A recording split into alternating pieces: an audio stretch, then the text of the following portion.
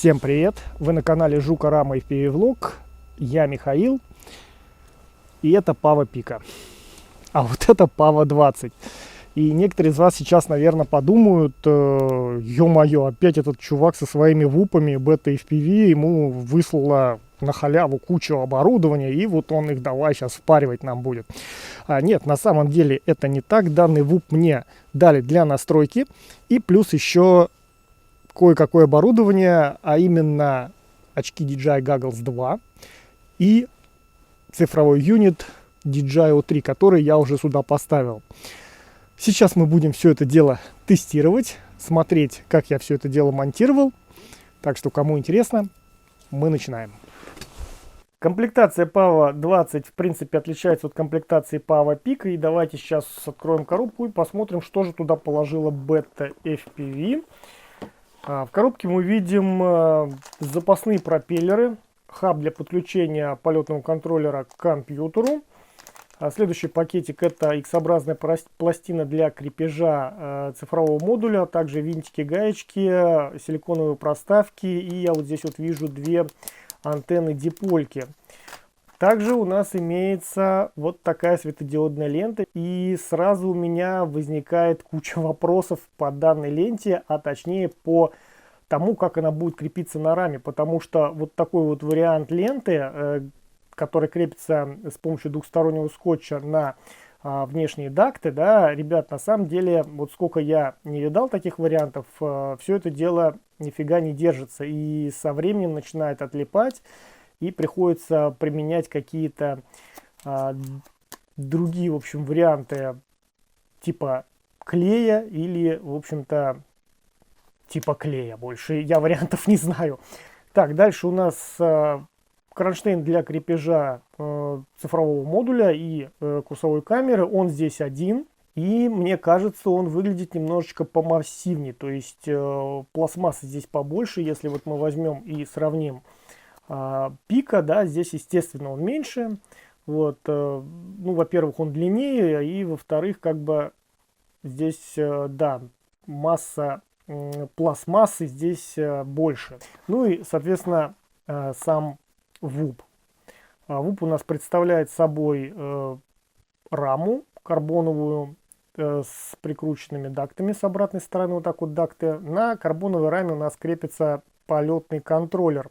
Сюда я буду ставить вот такую видеосистему DJI O3. В комплекте с 20-кой шел вот такой вот ремешок длиной 110 мм. И я напомню, что данный ВУП рассчитан в основном на работу с аккумуляторными батареями 3S. Это не значит, что сюда нельзя поставить 2S аккумулятор, но можно, но летать он будет отвратительно. К тому же посадочное место под аккумуляторные батареи здесь намного шире, чем у Пика. Давайте померим. Здесь примерно, вернее вот точно 20 миллиметров, что позволяет нам сюда установить достаточно большую номенклатуру аккумуляторных батарей в части емкости. То есть мы можем поставить и потолще, и потоньше, можем разместить ее и так, и сяк. В общем, плюс у нас есть ремешок. Это на самом деле очень хорошо. А здесь вот есть такие резиночки противоскользящие.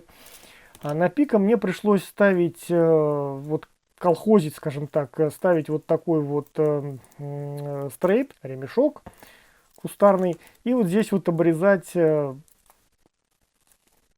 монтажное отверстие для аккумуляторной батареи, чтобы я сюда мог запихнуть что-либо, кроме вот этой вот аккумуляторной батареи, потому что это таком шел в комплекте, но я использую еще вот такие батареи, они больше емкостью 550 мАч, и они на самом деле сюда влезают с натягом, да, вот таким вот образом вот он выскакивает отсюда. Можно, конечно, вот так вот поставить его, но лучше, конечно, вот так вот располагать. Я, в общем, ставлю таким вот образом и закрепляю, фиксирую вот этим вот ремешком. Вот таким вот образом. Здесь же на самом деле все намного более культурно. Перед тем, как наклеить светодиодную ленту на наши дакты, я рекомендую данные дакты, данную поверхность обезжирить. Это банально просто спиртом протереть вот таким вот образом. И после этого клеить. Светодиодную ленту, в общем, я прилепил вот таким вот образом. Не знаю, насколько долго она продержится. И теперь нам необходимо ее подключить. Для этого у нас есть вот такой вот проводок, который припаян к полетному контроллеру. Здесь, соответственно, у нас плюс, минус и сигнал управления, 3 жилы, и мы подключаем его вот к этому коннектору. Я не понял тут одной штуки. Вот смотрите, у нас со светодиодной лентой идет 2 провода, ну, земля и питание, а с полетного контроллера 3. То есть, получается, нахрена сюда завели 3-й провод? Здесь банально лента неуправляемая получается. То есть мы сюда подаем только питание, и лента светится. Давайте проверим, работает ли лента. Так, вроде ничего не сгорело, и в принципе светит достаточно ярко, таким голубым светом. Давайте выключим освещение, посмотрим.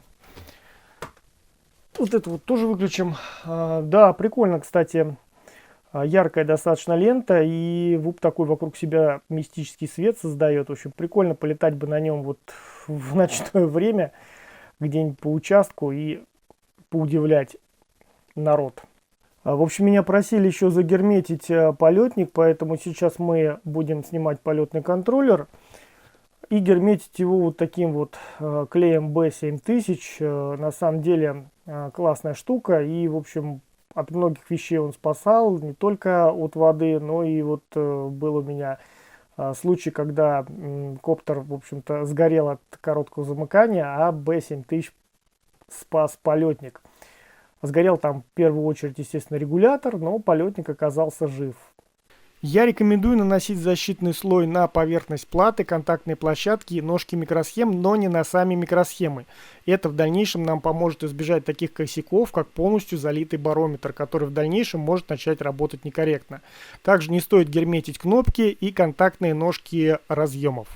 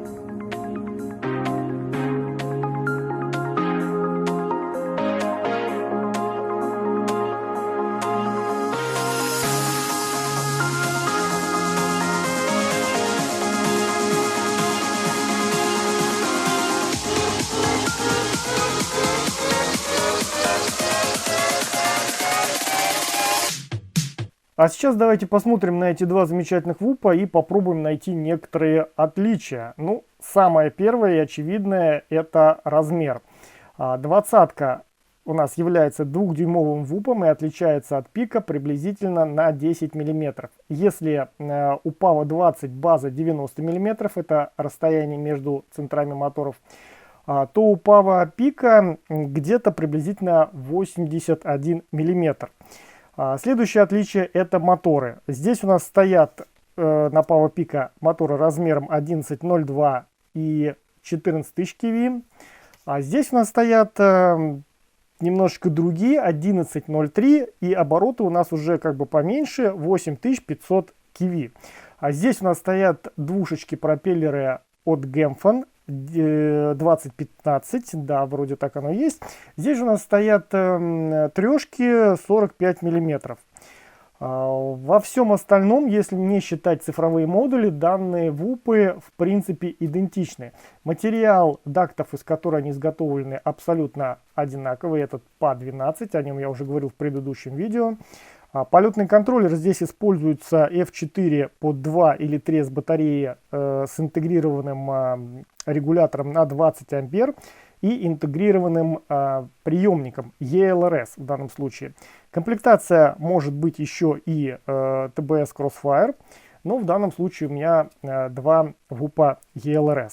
А теперь давайте посмотрим с практической точки зрения. Как я уже говорил, отличаются они еще и вот этим вот кронштейном, куда у нас сажается наша цифровая система. И как мы видим, вот этот вот кронштейн, он чуть больше, и здесь вот у нас получается камера курсовая не так сильно торчит, как вот здесь вот, да. Соответственно, повредить вот здесь вот камеру, конечно, можно, но доля вероятности здесь намного меньше, чем вот здесь вот. И мне кажется, все-таки я в этом убежден по-своему, да, что вот этот вот ВУП в принципе не для новичков. Почему? Потому что, как я уже говорил ранее об этом, если вы начинаете биться, да, вы, может быть, ВУП-то не разобьете, там дакты будут в норме, рама будет в норме, но камеру вы повредите абсолютно точно. Здесь же эта вероятность сводится, в общем, ну, если не к минимуму, то риски у нас понижаются достаточно сильно. При всем прочем, данные ВУПы имеют практически одинаковый вес. Я вот сейчас чисто тактильно чувствую, что сильного отличия нет, хотя в принципе двадцатка, она, конечно, чуть-чуть потяжелее. 66,7, ну, считаем 67 грамм. Пава 20 весит 97 грамм. Ну, в общем, да, отличие есть где-то приблизительно в 30 грамм. Прежде чем начать летать на нашем Пава 20, нам необходимо провести так называемую базовую настройку. Почему? Да, потому что это FPV-коптер, а любой FPV-коптер нужно настраивать. Меня иногда удивляют, вот люди пишут, я приобрел в магазине там, допустим, какой-то там ВУП или пятерку и так далее, подключаю ее к аппаратуре, там у меня успешно удалось все забиндить, но почему-то моторы не включаются. Да потому что вы не настроили эти режимы в Betaflight конфигураторе. В основном это Betaflight конфигуратор. Так вот, что включает в себя базовая настройка? Базовая настройка в себя включает три основные итерации. Первое — это привязка приемника к аппаратуре. Второе — привязка вашего цифрового модуля к очкам. Если у вас используется на вашем коптере аналоговый видеопередатчик, данную итерацию можно пропустить, потому что там никакой привязки не нужно делать, достаточно поймать необходимый сигнал на нужной частоте. И третий, на мой взгляд, не менее важной итерации — это настройка режимов полетных в Betaflight конфигураторе. То есть вы на аппаратуре управления назначаете тумблера, тумблер на ARM, тумблер на полетные режимы, там Angle, горизонт, Air. Иногда еще, не иногда, бывает еще включают, соответственно, пищалку и включают режим черепахи. Ребят, я в этом видео не буду разбирать подробно, как это делается, потому что это тема отдельного видео. Если необходимо, я сделаю данный видос по базовой настройке, где мы разберем все это дело более подробно. Но чтобы, в общем-то, не увеличивать тайминг данного видоса, я этот момент упущу и просто покажу, какие тумблера, на что я настроил на данной аппаратуре. С 1 по 4 каналы на аппаратуре это наши стики. 5 канал у меня ассоциирован с AUX1, то есть это у нас ARM Disarm, я его так и назвал, ARM в данном случае. То есть это у меня переключатель, который называется SF. Дергая его, мы перемещаем ползунок в желтую зону, тем самым мы включаем моторы. Ну, мотор у нас не включается, потому что батарейка сейчас не подключена, и у нас коптер подключен к компьютеру, к Betaflight конфигуратору. В этом случае моторы у нас не включатся.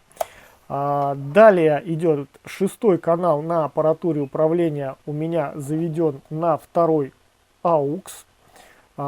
И вот это положение, это у меня режим стабилизации, режим Angle. Среднее положение режим горизонт, и самое крайнее положение это режим Air.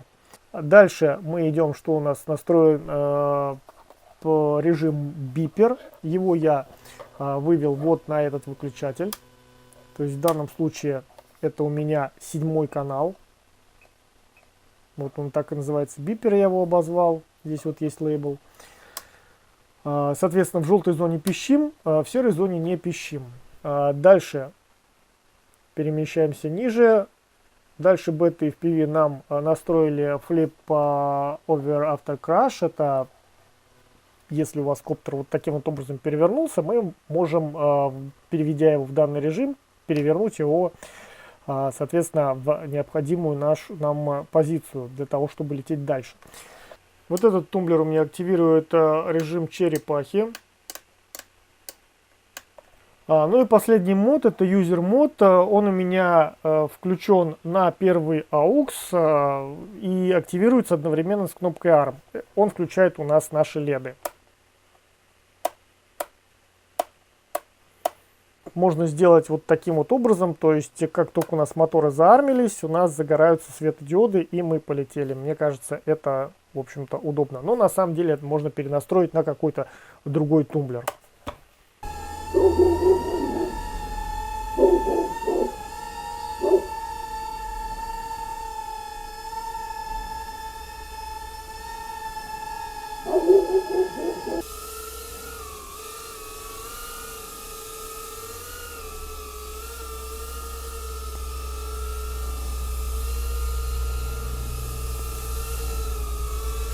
Ребят, вам не показалось, что пика звучит как-то помягче и потише, чем двадцатка? Ну, в общем-то, это, наверное, не удивительно, потому что двадцатка на 30 грамм тяжелее пика, и здесь у нас установлены двушки, возможно, из-за этого, но двадцатка по своей шумности похожа на классический ВУП.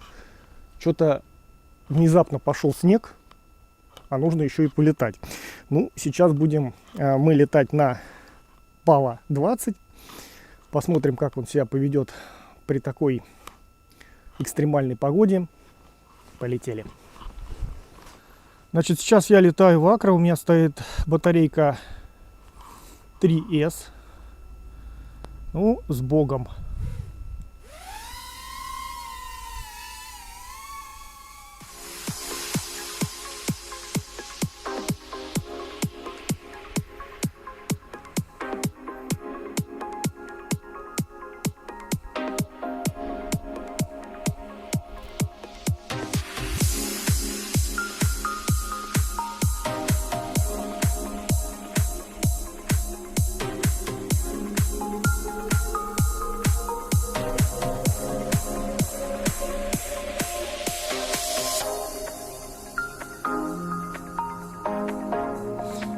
Ну, что хочу сказать.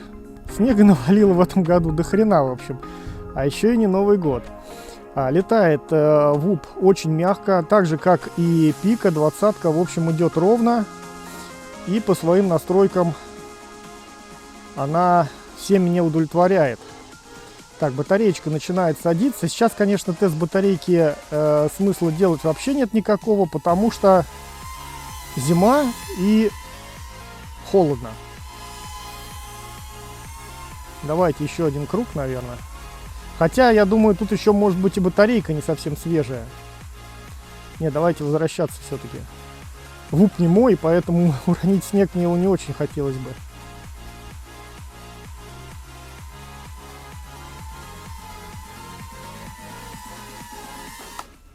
Вот так вот.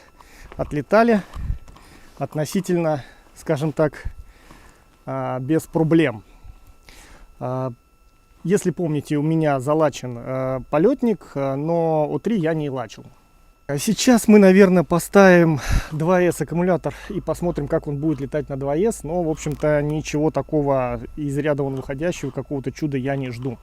Не забываем выключить запись, чтобы вам все это показать. И ставим 2С аккумулятор. О, ребят, он практически не тянет, 60% газа. Дай бог долететь не до крыльца и обратно.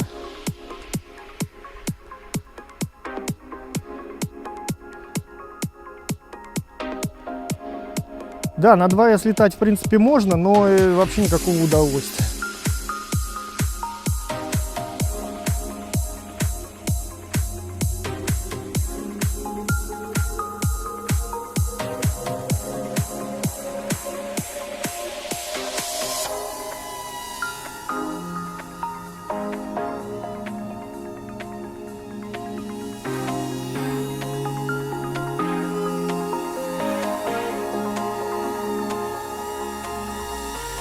Я надеюсь, я в кадр попадаю.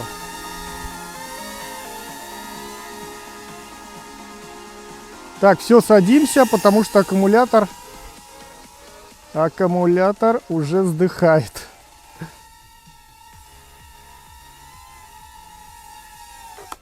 Бум! Ну что, пора, наверное, заканчивать. Что я хотел показать данным видеороликом? Ни в коем случае я не хотел вас склонить к покупке какого-либо ВУПа. Это чисто ваше решение. Я лишь сравнил практически два похожих ВУПа от компании Beta FPV. Опять же говорю, это не рекламный ролик, это чисто жизненный такой видос. Смотрите, делайте выводы, выбирайте. Мне же, в принципе, нравится больше Пика. Ну, во-первых, он более компактный, во-вторых, он издает меньше шума, и можно летать как на 2С, так и на 3С аккумуляторных батареях. К тому же, в принципе, туда можно поставить О3, и вы получите такую маленькую карманную, компактную, типа GoPro камеры. Вот. Все, ребят, пока меня совсем не засыпало, всем пока. Надеюсь, до новых встреч.